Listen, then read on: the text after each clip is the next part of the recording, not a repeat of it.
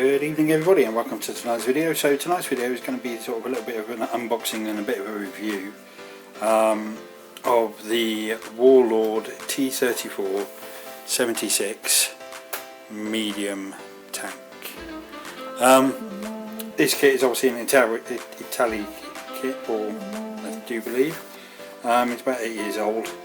There's 3 different varieties you can get in there, so let's crack it open and have a quick look, shall we? So this kit has obviously been bought for me. I was completely honest with you, my own opinion. I'm not being paid for this at all. So first things first, obviously it's all nice and neatly packed in the box, which is quite good. So put that up out of the way. So start off, get a little baggie with transfers, packed for you by AT. So you get some nice little transfers in there and a units card. So what have we got? So you got various different options. So you got the medium anti-tank gun on here, a medium machine gun, flamethrower, various different options, tracked, no transport, and DV is 9+. So it gives you the option of having a whole mounted, swap the medium machine gun with the flamethrower for an extra 40 points. So it can be used for early, mid or late war. I'm guessing depending on which one you want to go for. So yes, so that's that. And then the transfers. Now I know nothing about Russian transfers, Russian tank regiments or anything like that. So I would have no idea what to put on there other than the star, really. But there's a nice little list of transfers there. Okay. And then, as I say, obviously that's the tank with the stars just there. So I'm going to pop that back in a little baggie, and I'm sure we will get to that a bit later on. Pop that one up out the way. Nice instruction sheet. Looks like a fairly simple kit. As I say, I do believe it's an Italian kit, made for Warlord. Looks like it's fairly simple, fairly easy kit to put together. Looks like it's actually been made for war gamers rather than modelers. So put that away. Obligatory flames stuff which you need with every tank. And let's get to the interesting bit now. So, sprues, here we go. So what have we got?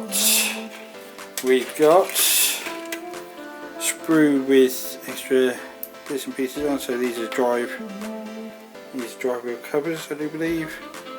Exhaust vents, aerial, hull mounted machine gun, hull mounted flamethrower, and a little light on there.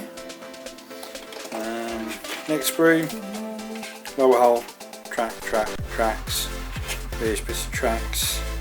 These are storage bins by the looks of it, and a bit of track to go on the front, bit of spare track to go on the front. And next one we've got commander,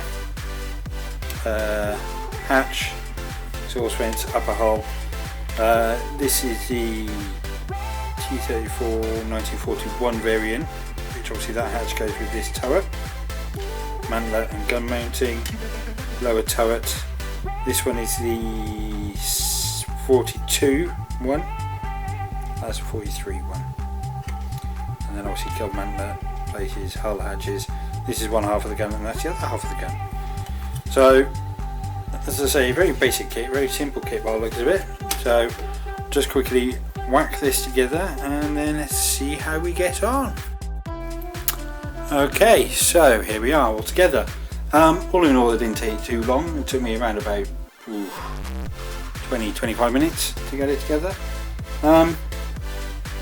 Generally quite a nice kit. Fairly easy, fairly simple. Following these instructions was relatively easy, relatively simple actually. Only thing I would say is a couple of little things. Obviously on the picture it shows 2 storage going there, but obviously there's one there, and then there's one at the back here. This is just me being nitpicky. Next thing was these oil bins at the back. The exhaust vents were keyed in. Most of it was keyed in, except these two weren't keyed in. Would have been quite nice to have a bit more thing with them. I can understand, obviously you can only have the one turret on here. I've gone for the 1941 turret. Obviously the hole's the same on the others, but another little thing is obviously the tank commander. If you will focus, there we go. He's not quite necessarily the right size to sit into 1941. If I show you, he's fine for the 42, that's absolutely fine, and the 43, absolutely fine. To have him in here though, because obviously this is one big hatch, you've got to have the whole hatch open, and he's right on the edge, which means that this hand doesn't line up, or if he's right over this side, this hand doesn't line up. You try to put him in the middle, and neither two line up. So it would have been nice to have been able to actually put him in, but obviously I'll find a use for him somewhere else. I may find a use for these other turrets as well, but generally, I mean, for a kit that's 10 years old, it's actually quite good. You can definitely tell it's designed for wargamers, because, well, yeah, it didn't take me that long at all to get together. Again, I mean, the track's coming in 3 sections, that's all keyed in for the hull as well. There is only one way the tracks can go. Doesn't matter really there is only one way they can go, which is obviously quite good. So you just got to make sure you get your top track with the keys on the right one, and then the bottom tracks follow suit really. Yeah, so all in all, not a bad little kit. I'm obviously going to see about painting it up and get some of the transfers and bits and pieces on there. Won't necessarily do this in video, I may do that as a separate video on how I paint tanks. Yeah, so as I say, for a 10-year-old kit, not too bad. As I say, a couple of things maybe that could be improved on, but that's just me nitpicking. Overall, very impressed with it, and this now means that I may actually have to get some Russians for my bolt action, because it's the only Russian thing I have.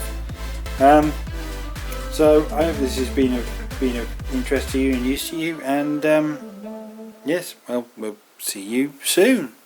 Don't forget to do all the usual YouTube stuff of like, comment and subscribe, and if you can, share the video, that would be awesome.